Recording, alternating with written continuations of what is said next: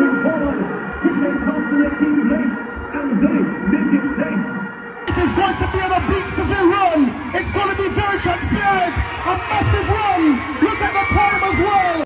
Me and Kishane, right next to each other, lane by lane, just us two dueling it out. I feel like we could have sold out the crowd. In terms of what's gonna stop me, I'm the only one that can stop me. I don't say that to brag.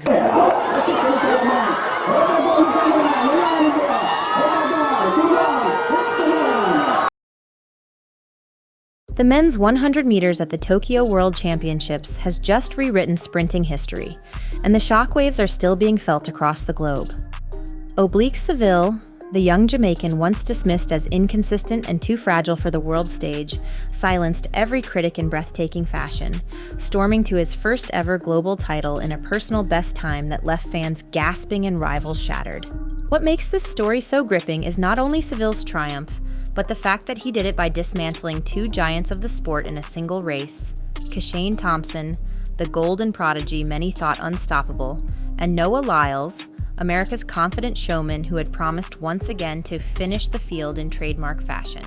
Instead, it was Seville who closed, Seville who conquered, and Seville who now demands the world put respect on his name. From the doubts that surrounded his early rounds, to the redemption of the Jamaican 1-2 finish, to the shocking downfall of Lyles, this was a night that proved once again that sprinting's balance of power remains firmly in Kingston's hands. But the story doesn't stop at the finish line. Because what happened in Tokyo was more than a race. It was a reminder that resilience, patience, and raw Jamaican speed can crush even the biggest egos on the track, leaving the world with no choice but to stand up and take notice. What makes Seville's victory so extraordinary is how unlikely it seemed just a day earlier. In the first round, he looked shaky out of the blocks, stumbling through his drive phase in a way that left even his supporters holding their breath. Many feared this was déjà vu, the same pattern we'd seen before where Seville looked promising early in the season but faltered when it mattered most. His history of running quick in the semifinals and then fading in finals made fans nervous that Tokyo would be yet another missed opportunity. Social media lit up with criticism, fans speculating that mental pressure and lingering injury concerns would undo him again. Yet beneath the doubt, Seville remained calm, refusing to let the whispers get inside his head. He had been through worse, from injury scares to criticism back home, and he knew that one bad round didn't define a championship. Instead of crumbling under the pressure, he adjusted, focused, and prepared to deliver when it mattered most.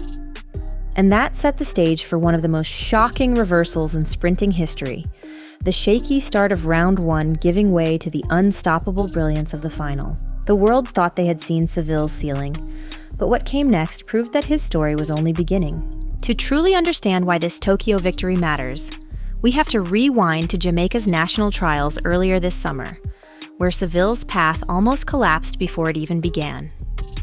Many begged him not to push his body too far, fearing that his fragile hamstrings and history of setbacks would ruin his career before it peaked. The doubts were everywhere. Some questioned if he should even run. But Seville refused to be defined by fear.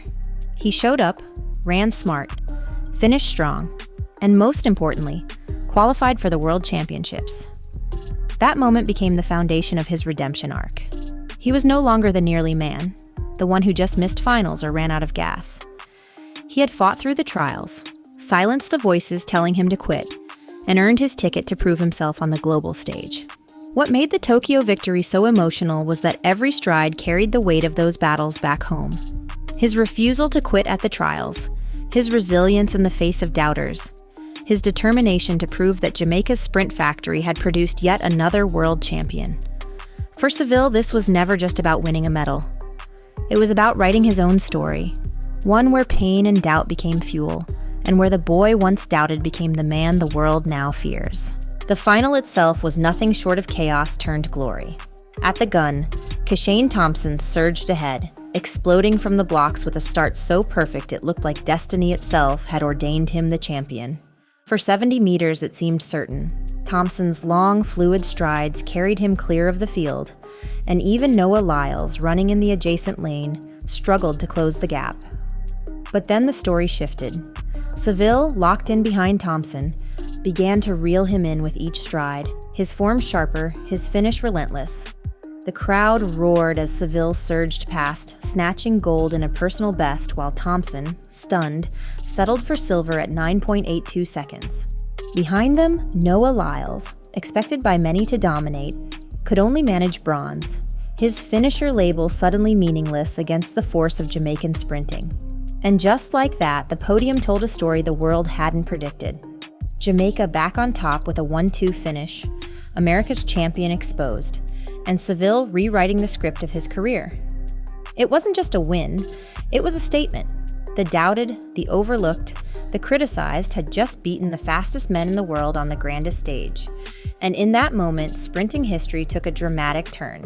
Yet the drama wasn't only about who won, it was also about who folded under pressure.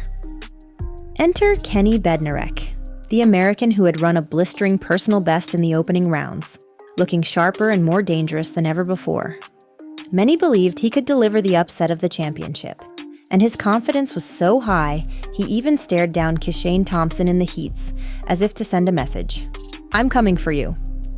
But the final told a different story. Bednarek froze in the blocks, his reaction sluggish, his rhythm broken before the race had even truly begun. Watching Thompson and Seville surge ahead seemed to drain the fight out of him, and instead of battling back, he faded, finishing well outside the medals with his head down. For an athlete so talented and so determined, the collapse was heartbreaking. This was supposed to be his night to shine, to prove he belonged among the giants. Instead, the pressure crushed him, and the final became another reminder that sprinting isn't just about speed, it's about composure, execution, and the mental toughness to rise when the lights are brightest. Bednarek had the tools, but on Tokyo's biggest stage, he let the moment slip away. When the dust settled, the Tokyo 100-meter final wasn't just another race, it was a defining moment in sprinting history. Oblique Seville rose from doubt to dominance, silencing critics with every stride. Kishane Thompson showed he is no flash in the pan, cementing himself as one of the brightest young stars with a silver that still carried the weight of greatness. And Noah Lyles, humbled for the first time in years, was forced to confront the reality that the Jamaican sprint machine is alive and stronger than ever. The symbolism of Jamaica sweeping 1-2, with Bolt watching and Mills orchestrating from the sidelines, felt like history coming full circle. This wasn't just about medals, it was about legacy, about pride, about the world once again bowing to the island that produces champions like no other. Fans cried, phones lit up, and the sprinting world was reminded that in the 100 meters, the event that crowns the fastest man alive, Jamaica still wears the crown. And as Seville stood on the podium, demanding respect for his name, one truth became undeniable. This was not the end of the story, but the beginning of a new golden era, where every race will carry the weight of tonight's shock and the promise of battles yet to come.